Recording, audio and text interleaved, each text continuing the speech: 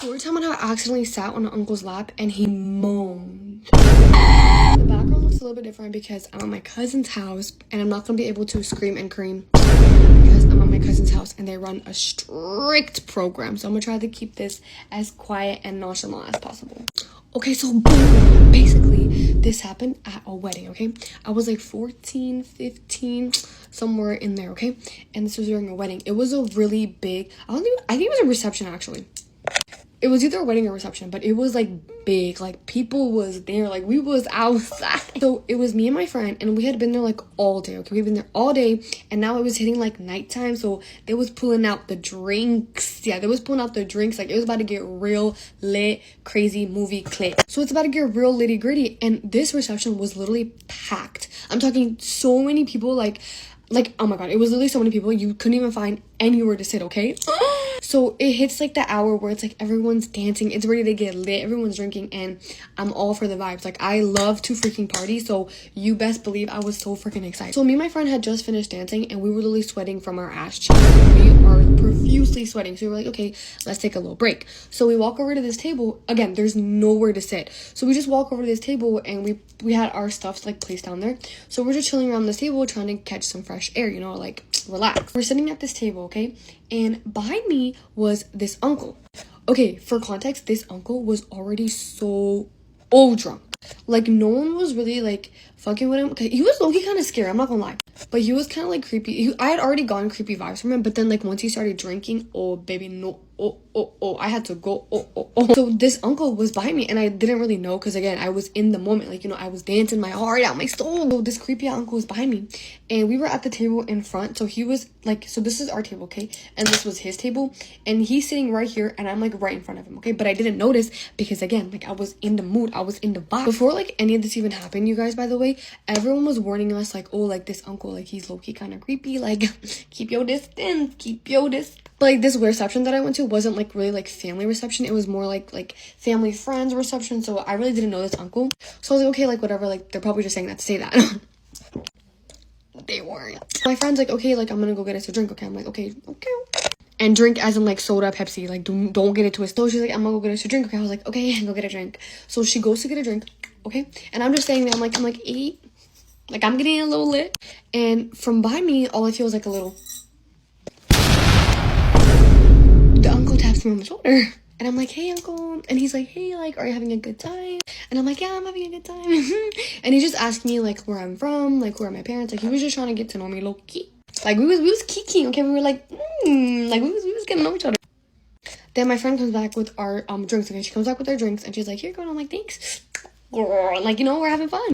So we're drinking our drink, okay? And the DJ turns it up, yo. He puts on our favorite song. So obviously, as soon as my freaking ears hear that, I'm like gagged. So as soon as we hear our music playing, I'm like, hey! So I'm like kind of like dancing or like I'm kind of like, you know, like jumping around. I trip, yo. I cannot make this up. I trip on my lenga, okay? I trip on my lenga and I kind of like fall back. No! Keep in mind, the uncle is right behind me, okay? I kind of like fall back and bro, I literally shit you not. Oh my God. Hold my hand, bro. I literally shit you not, okay? I kind of like fall back a little bit, okay? But this uncle catches me and what happens is like when he catches me, I like end up sitting on his lap. I end up like just like boom, like on his lap, okay? Bro, instead of like pushing me off, he holds me, he grabs me really tightly. And has the nerve to moan in my ear. Bruh, what the bruh? So I fall, I sit on his lap, he grips me, he's in my ear, moaning. I'm like, what? And he won't even let me get up. I'm like trying to get up and he's holding me. He's strapping me down, okay? I'm like, does anybody else see this? Is anybody gonna help me? Anybody? And my friend's like, she's like awkwardly laughing because she doesn't know what to do, but she's like trying to get me up. She's like trying to get me up, but she's also awkwardly laughing because she don't know what this man is capable of. It was the longest moan ever. I'm not even kidding. Bro, and the worst freaking part. Oh my. I literally shit you not, okay? I literally shit you not. When I like sat on his lap, bro, he was already hard. He literally would not let me get up. I promise. He literally wouldn't let me get up. Finally, I'm like, okay, uncle, like, let me bitch, I said, like, go. So finally, I shove him. I'm like shoving him, okay? I shove him, I get up, and my friend's like, which I don't know what the fuck was so funny, but she's like, and I'm like, so I'm like, I'm so sorry, uncle, I'm so sorry, uncle. And bro, he, you know what he says to me? He's like, don't worry about it, I didn't mind. What the? Oh, okay. Okay. You want to hear some small town drama in a town you ain't never heard of?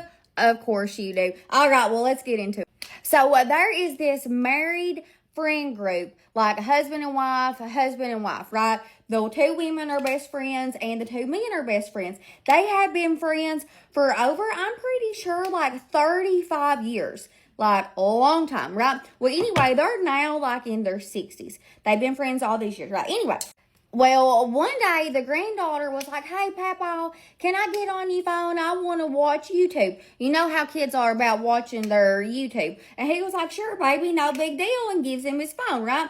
Well, she's getting on the phone, and, well, she starts snooping. And mind you, she is only like 6, 7 years old. Like, she's itty bitty, right? But anyway, so she's going through his phone, and she gets, like, on their text messages and sees that her papa was sending dirty pictures to his best friend's wife. What the crap? First off, I didn't know old people done that. But like your best friend's wife, but no, it gets better.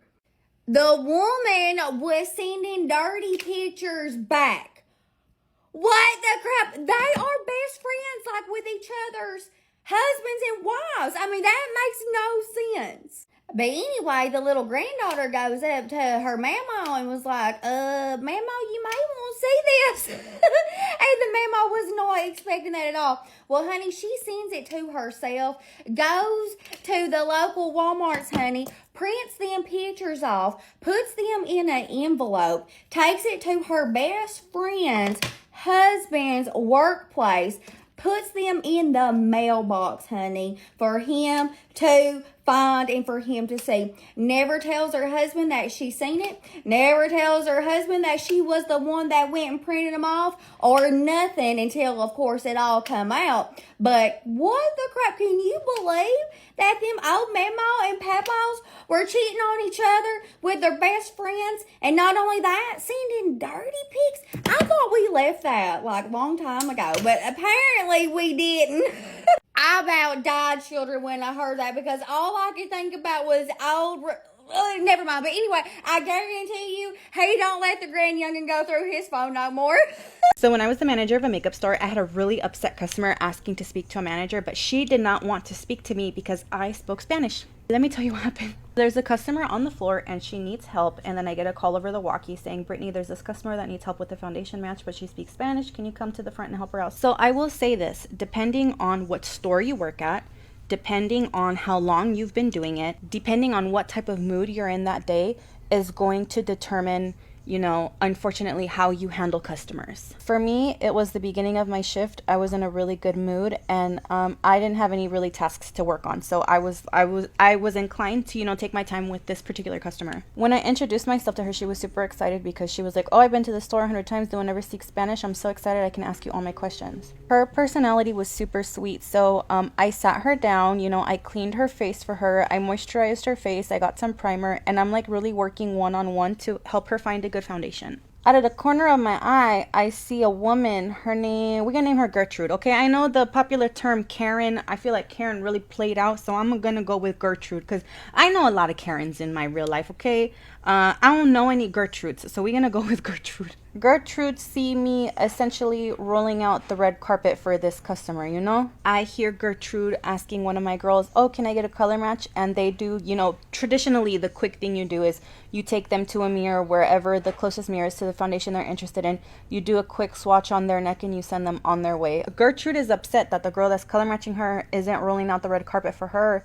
So she like shoos her away. She's like, never mind, I'll do it myself, never mind. So the customer that I'm helping really likes the foundation I picked. So she was like, oh my God, please get that for me. I also want the brush too. So I leave the customer to go to the area where the foundation is and the makeup brush that I'm using it. So I walk away from the customer. Gertrude chases me. She follows me to the area that I'm going to pick up the makeup brush. No, hey, how are you? No, excuse me. Just, I need a color match. Good afternoon, Gertrude. It's nice to meet you. I need a color match. If you're not going to treat me like a human, I'm not going to go out of my way to be like extra nice to you. So I just told her straight up. I said, what happened to the color match that my associate just did on you? That looks really good on your neck. She goes, yeah, but I really want to see it on my whole face, and she won't do my whole face of makeup. I said, oh, we don't do full face applications here, but if you wanted to get your makeup done, we could get you scheduled for something at the salon. The boldness of angry customers to this day never ceases to amaze me. The abilities of mankind to be so vile still shock me to this day.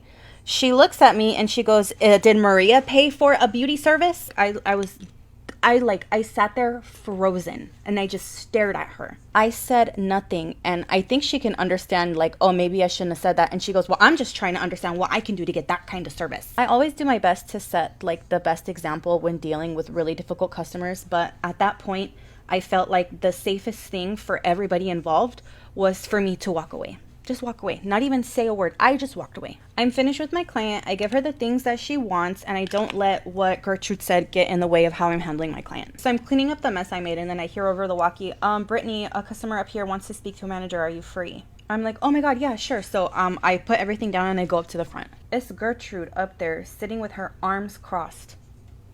She sees me and she tells my associate very loudly, mind you, in front of everybody, no, I want an American manager. The associate that was helping her was like, let me tell you this, if she had come up to me and said, hey, excuse me, ma'am, someone did a color match on me. I was just wondering if you had any time, if you could do like a full face application so I could see it before I, invested in this really expensive foundation. You know what I would have said? Absolutely. Give me a couple minutes to finish with this guest. I would love to help you out. That's what I would have said. You want to treat me like I'm cattle and you come up to me straight up, I need a color match. After you already done got color match, you're coming up to me rude.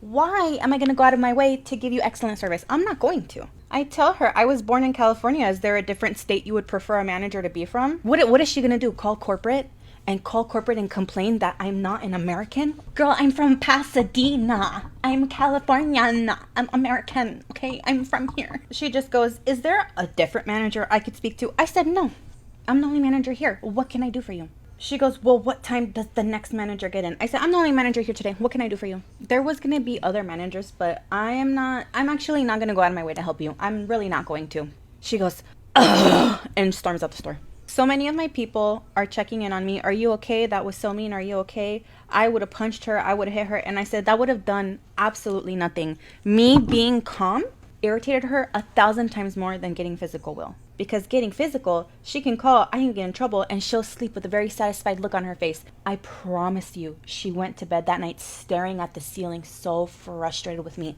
Good. A well-known, very dangerous YouTube couple essentially targeted me for years. And I've never talked about this because I've always had a very unproblematic, sweet internet persona. Even when some scary things were happening behind the scenes, like I wanted my platform to be a very like safe, happy place. And I was like, these people don't even deserve it.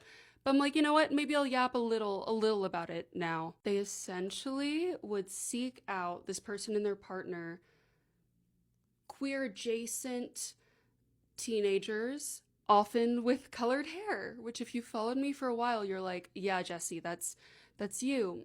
Yeah. I think it started when I was 17 and their partner would just go online and basically be like, I have a crush on Jesse Page. And I had someone warn me. Like literally, it was the first time this person ever met me and they were like, these people are dangerous and this person is like letting it be known that they are attracted to you. And then like 2 years later, essentially, this is so random, but my friend's ex-boyfriend made a video on all of her friends. This is so like internet drama in the 2010s, but like made all these videos saying like the problem with these people, and they were all like such silly claims. I actually didn't even respond to it, and I gained 10,000 followers because people thought it was so ridiculous. Essentially, this salty ex-boyfriend starts making a video about every one of his ex-girlfriend's new friends because he's like, I feel left out. And basically, I guess one of the people that was a part of this couple and the person that made the video on me, I guess they're like enemies. So because I am targeted by my friend's salty ex-boyfriend, who is enemies with one person from this couple that already had a liking to me, essentially, then I was talked about a lot. They're all gone now, but essentially this person made these videos basically saying I am like an angel. I am God's like greatest gift. I can do no wrong. Which, like, I mean, not wrong, but kind of a lot. This person starts responding to every single one of my tweets. And I tweeted photos of myself a lot. And the tweets, one of them I think was just good girl. And then a whole documentary comes out about this person. And I am shocked. I knew some of the information, but I am, wow, oh my God. I was this person's fixation for a hot second.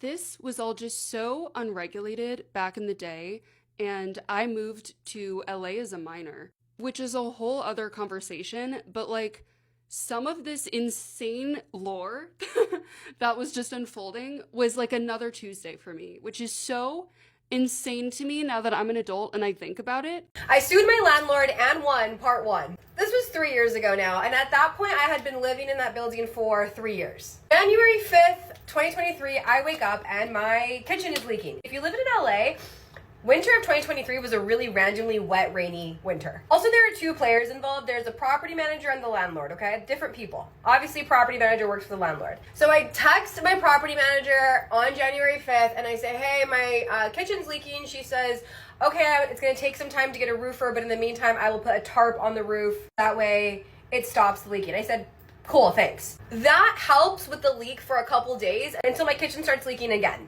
And I follow up with her and I say, hey, any update on the roofer? My kitchen's leaking again. She says, it's taking longer than we expect, but we're working on it. I said, okay. From January 5th to March 10th, my apartment was leaking. Me and the property manager were going back and forth. I was being patient with her because, you know, between us girlies, I don't really use my kitchen that much. But at some point I was like, okay, that doesn't mean that I want to wake up. I was literally having to change pots and pans in the morning to catch like the rain that was coming into the kitchen. And at some point I was like, okay, like I don't think I should be doing this. So finally on March 14th, this is now 2 months after I initially messaged, I get home and there's this like huge puddle in my kitchen. I also have 2 cats, so that was making me upset too, because I'm just like, are my cats like drinking this water? I don't know what's in this water. So I take a picture of the puddle in the kitchen, I send it to her, I say, hey, like this needs to get fixed. I go to sleep that night, I wake up in the morning, the ceiling is now like falling to the kitchen floor because it's just like wet, right? It's just been like leaking for 2 months. That day, March 15th, I sent a very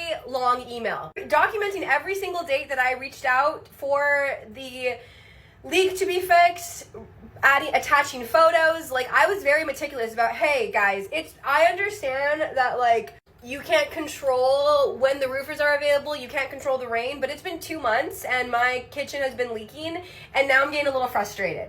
Also, like I said, I had been living there for 3 years at that point and I never had an issue. I paid rent on time every single time. There was never a problem. I was like, why aren't you working with me here? In the email that I sent to them, I said, listen guys, I can continue to be patient, but I have paid my rent in full in January, in February, and in March.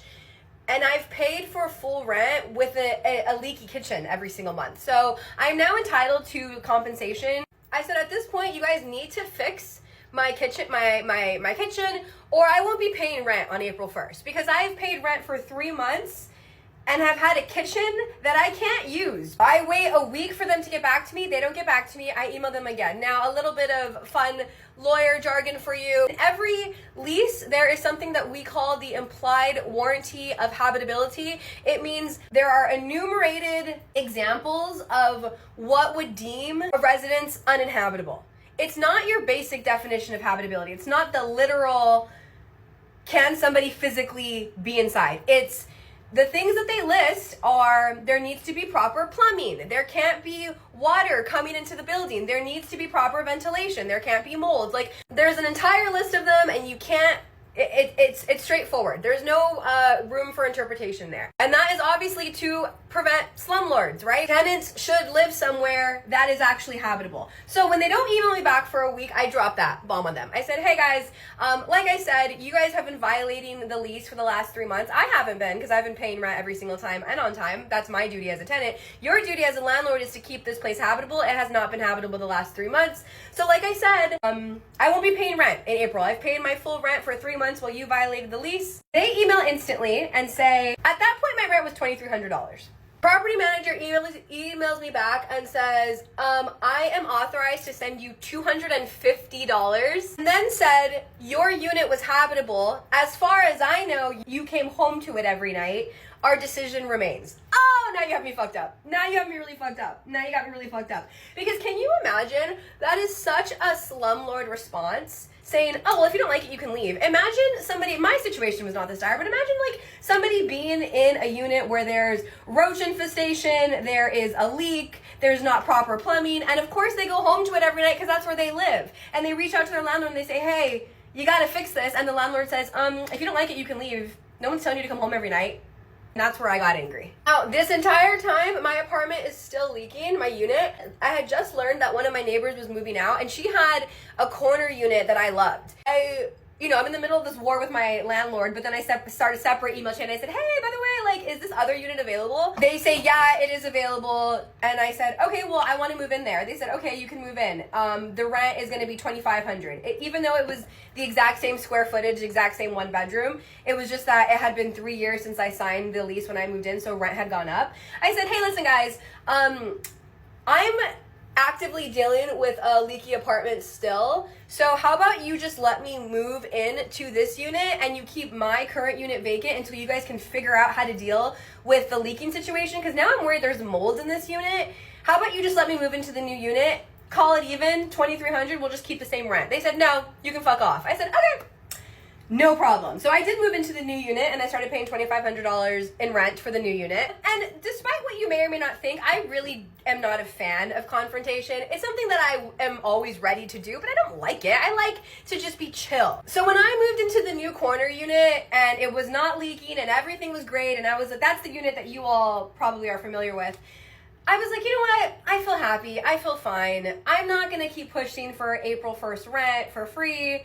Whatever, let bygones be bygones. I'm over it. Let me just be in this new unit. It wasn't until I got an email saying, hi, Jezebel, we're actually going to have to charge you $400 because the paint in this old unit is chipped. And that's not normal wear and tear, so you're going to have to pay for it. I said, oh, you guys are out of your goddamn mind. I sent them a picture of what the unit looked like. I said, sorry, this is what the unit looks like because you guys let it leak for 3 months on end. So I don't really know what you're talking about that I have to pay you any money, but I won't be paying you anything. Matter of fact, you guys should be paying me. I think you might be wondering, because a lot of my friends and family were wondering at this time. They were like, Jez, if you were gonna move out of your unit, why not just move out of the building? Like, why did you move it into an entirely different unit? I loved that building. I had friends there. I was friends with my neighbors. I loved the area, I loved the community. Like, that was my home, and I wasn't gonna leave just because they were being assholes. So I'm in this new lease, right? It's day 2 of the new lease. They're telling me it's a year-long lease. They're telling me I owe them money. I say, kick rocks. They say, no, you do owe us money. Now I'm just like, you know what?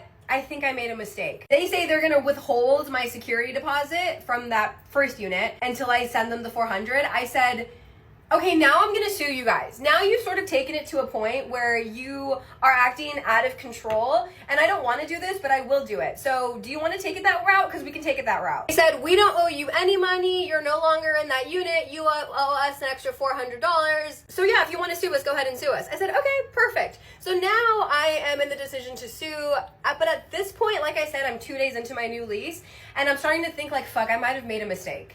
Maybe I should just get out of this building. In the email where they said, sue us if you want to sue us, they also said, we are happy to let you out of this lease with no additional cost. You could break the lease. It's only been 2 days. If you're not happy here, you don't need to stay here. Go ahead and leave. I said, you know what? I'm not happy here. It's not worth it. I'm going to get out. So I emailed them back and I said, okay, thanks so much. I will be getting out of this lease. I'm going today and tomorrow to look for a new place. I'll keep you updated. That same day, I go tour somewhere. I really like it. I like the landlord. She seemed really cool. She goes, yeah, I would be happy to rent to you. Fill out this application. And she said, and then there's a part in the application where your current landlord needs to give you a recommendation. I said, fuck.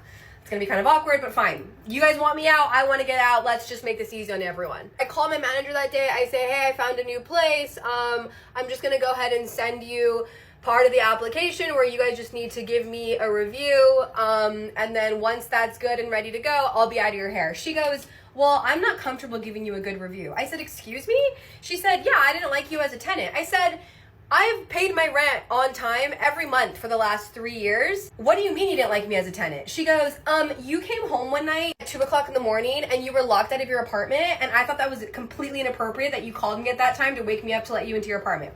Bitch, that's your job. And it was one time in 3 years. What do you want me to do? I forgot my keys in my unit. I said, so you're not gonna give me a good review? She's like, no, I can't lie. I said, this doesn't make sense because 2 days ago, I just signed a new lease with you all. If you didn't think I was a good tenant, why'd you let me sign a whole new lease? She said, well, I don't have to answer that question. I said, why are you making this difficult? I end up hanging up on her. She's pissing me off, whatever. I don't apply to that apartment because I'm like, it's not worth it. I find another apartment the next day. I like that apartment. I don't have to get a recommendation from my current manager. I'm like, perfect, this is the one I'm gonna move into. I text her, the management, and I say, all right, I'm out of here. I found a new place that I'm gonna move in. Let me know how I can cancel the lease that I have with you guys. When we were going back and forth and she said, let you out of this lease if you're not happy, in the email that I sent them, I had already sent them the paperwork. I hadn't filed it yet. I had filled it all out. I sent them the paperwork saying, no, I'm ready to go. Like, just tell me when. I said, all right, tell me how to get out of this lease. She goes, send me proof of you dropping the lawsuit and we will let you get out of this lease. I said, excuse me? At no point ever in any of our conversations did you say that I need to drop the lawsuit. The lawsuit is separate and apart. I'm exiting this lease because we can't bear to be with each other for another year. And I'm not paying you $400 for the paint. So actually, no, I won't be dropping the lawsuit. You respond what can only be described as the cheesiest possible response in history, which was, see you in court. Okay, bitch, calm down. Oh my God, she's waited her whole life to say that. I said, hey, that's no problem. I live in a courtroom, baby. It is not a problem. I will see you in court. I will. That very next day, I went straight to the courthouse. I filed the lawsuit, paid for them to be served, and we went to court. An old friend of mine used to say that I look like a baby bird in the mornings, and I kind of feel like I'm living up to that right now. I'm going thrifting with Marissa today, and the last time we went thrifting together, I feel like I made out like a thief, so I'm very excited right now. I also have some new products to try out, so it's a very good day for Brand. It's a very good day. It's a good day to be alive. I got those at the mall yesterday, which I went to because I wanted to walk around and get my steps in, but it is literally smokier than my college dorm outside right now. In a way, it was very smart of me because I was getting out of the house, I was getting my steps in, I was socializing, but it was also a little stupid of me because then I ended up spending money that I didn't need to spend. As I was leaving the mall, I did walk past the hottest man I've ever seen in my entire life. We did make eye contact and we did smile at each other. I did have the little devil on my shoulder going, say something, like just say anything, say something. And then I had the angel being like, no, you're happy single, you don't want to do this right now, walk away. Then I started to play one of my favorite games to play within my sobriety, which is the comparison game. Also, first new product, MAC Painterly Paint Pot. The comparison game is exactly what it sounds like. I basically just think, okay, what would the old Bryn have done in this situation? And lucky me for this one, I actually have an exact instance that I can go and reference. A couple years ago, I also had a morning where I decided I wanted to go to a mall and walk around. But also, God forbid, I'm alone with my thoughts, so I had some mimosas that turned into some shots beforehand. Second new product, the Dior Backstage Foundation. That time while I was out drunk shopping, I also ran into an attractive man. I posted about it on my close friend story. It might have been my actual story, I'm not sure. But I went back to the store to try to see if I could find him. Couldn't find him, left. One of my friends knew what store he was working at, called the store, found him, gave him my number. I decided to go on a date, which I ended up getting more drunk for before and then also during said date. What I remember from that day is that he did not ask me one singular question about myself, and then we went back to his apartment. He already had red LED lights on, which like, oh God. And then I never talked to him again, and I did in fact feel incredibly icky afterwards. So yeah, basically I'm just happy that that's not my life anymore. Third new product, Marc Jacobs bronzer. I'm a little scared. I love my Hourglass bronzer. Next product is going to be this Marc Jacobs eyeliner, which is such a pretty color. It's this like wine color that I know would look perfect in my waterline, but I don't think I'm gonna do that today. I'm gonna do my lips and my lashes and my hair and my outfit, and then I'll be back. I finished. I'm not done. I will show you my outfit in a second. I'm gonna do rinse cycle from Noise for my perfume. This is my outfit. It's innovation that excites, you know. It's never been done before. The jeans are a gold, I don't know how to pronounce it. This. And then the top is from Aritzia, and I'm gonna wear flip-flops because I don't have shoes on yet. But I love you so much, and I hope you're having a really good week, and I hope you have a good weekend. And I already said I love you, but I'm gonna say it again. I love you. Bye. Get ready with me, but every time I cuss, I have to skip English. I have to skip a step. Guys, I want a boyfriend so bad. I want a boyfriend so fuck. Oh, I almost did it. I didn't do it. This is gonna be really hard. I don't realize how much like I cuss. So anyways, but yeah, I really want a boyfriend really bad, and it's so hard to get one out here. I've been using dating apps and I've been having no luck, and maybe that's why I've been having no luck, because I'm using dating apps. Maybe I should go out in the real world, but my anxiety does not allow me to go out and do anything literally ever. But I just want a boyfriend so bad, like, but all these guys are so weird, or they don't respond, or they just want to get freaky, and I want an actual connection, and it's super hard to find that out here. I don't know, maybe it's my age group, I could not tell you, but it's hard out here for a pimp for real. There were these two guys that I was talking to, and one of them was really dry and the other one was not dry at all, and the conversations were really good, but they stopped responding, and it's just like, what's the point of this? And like, they never asked me to hang out or anything, or like to go on a date or anything, and it's just like, what's the point of this? I've been doing better with friendships and stuff though. Like, I've been getting out more and like making new friends, so that's been good. Again, it's just getting a boyfriend that's so difficult. So does that mean I have to skip blush? I think that means I have to skip blush. Okay, we're gonna skip blush. But anyways, one of those guys that I was talking to was my perfect type. He was so beautiful. Like, he's this white boy, he got tattoos, he's got the same humor as me. Like, we both got like that offensive dark humor, and I'm just like obsessed with him, but he does not give me the time of day whatsoever. Also, I get a lot of questions asking me if I actually go out in my makeup when I get ready, and I do the get ready with me's. I literally just do it as a job. Like, it's literally just my job. So basically, once I'm done filming that get ready with me's, I take that shit off. My god. Okay, so I'm just gonna wipe away my bake real quick, and then we're gonna skip the contour because I just cussed. So basically, we're just gonna be pasty today, I guess. But now we're gonna go in with some powdered blush to add some color. I literally can't even remember what I was talking about because that's how irritated I just got. I can't even do nose contour because that's part of contour. So we're just gonna add some highlight and hope for the best. I kind of went too far down, and now I'm gonna start tweaking. Also, for those of you who are asking who my crush is, I'm not gonna tell you who it is. So don't even keep trying, bro. At least I can have some blinding highlight, you know, to save the day. I feel like that makes me a little bit happier. I'm gonna go ahead and go in with some setting spray because I'm really irritated right now. Like, on a scale of 1 to 10, I'm out of 6. Now I'm at an 8. I almost cussed, but I didn't do it. Okay, I'm on live right now, and chat said that counts as me cussing, so we're gonna have to skip lashes for today, so that's great. So now we're just gonna go in and line my big, plump, voluptuous, juicy, and scrumptious lips. I really don't like this trend. This trend was like pissing me off. Like, it's just doing too much. Like, I do too much. That's why I don't like this trend. All that's left is to clean off these fucking piercings, and you know what? I can cuss now because everything's basically done, so fuck y'all. Did I tell you that I caught him messaging a hotel? No, you never told me that. And I didn't tell you, and then how I pulled up at his football game. Oh my god, no, you never told me. You never told me that. Oh yeah, I texted Lucy. After we went on that date, yeah. Jeez, So, like, what, the date when I was doing your makeup? Yeah. So like 2 weeks after that, he cooked me breakfast. Yeah. Breakfast in bed, everything. And then he went into the shower. Yeah. I'm gonna go for that phone. I used to say, oh, I'm not gonna go for my phone. No. Jesus, what did you find on Go that for phone, it. girl? Let me even be honest, yeah? Yeah. I actually didn't want to go through the phone. Yeah. I wanted to go through it to see what he said to his boys about me. Typing up your name in there. Yes. I typed B. Yeah. But I remember the first message at the top said babe. I saw it this morning. Yeah. It was, Nah, what? that's inappropriate, man. So I started scrolling, and my heart is like, you know, your heart is, you can't believe it. And you know, because I wanted to bug out. Wait, I'm gonna show you guy. You wanna do guy? I'm gonna show you guy. Going to smash your PlayStation. Like, cool. He responds to my stories. He's like, you're a weirdo. Like, how you not? How you airing my call? Is he okay? Like, so he goes football every Sunday. So I was like, okay, cool. And I know his football. I've been to his football every single week since I've met him. So for 4 weeks straight, I've been there. Right. So cool. This is even semi-final. So I said, cool. I had milk. How can you buy expired milk? Because they keep it in the back before they throw it away. And so you just it was free actually. He gave it to me. Yeah, I put up in the shop. You asked for expired milk. Yeah, I said, by any chance, do you have anything that's gone off? Preferably any liquids. He said, yeah, well, we have the milk that we haven't thrown away. I said, you know what? That's perfect. Why?